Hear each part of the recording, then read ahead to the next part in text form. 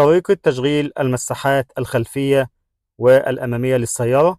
بالنسبة يا جماعة للمساحات الأمامية، الثلاث شرط ده زراعة المساحات، الثلاث شرط أو الثلاث علامات الموجودين دول اللي مكتوب عليها لو هاي وأوف والكلام ده، دي خاصة بسرعة المساحات الأمامية، سرعة الحركة يعني السرعة البطيئة أو المتوسطة أو السريعة لحركة المساحات.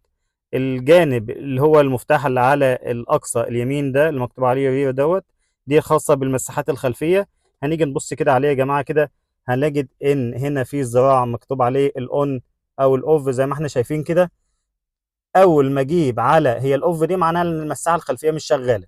لما أجيب كده على الأون، الحركة كده يا جماعة زي ما انتم شايفين لأعلى، تبتدي حركة المساحات الخلفية في العمل زي ما احنا شايفين قدام حضراتكم كده.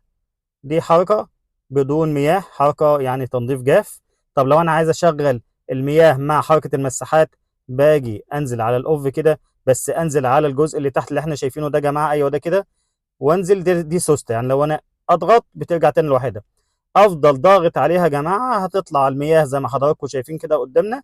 المياه بتطلع، بالإضافة إن حركة المساحات تعمل مع المياه، وديت المسح مع المياه.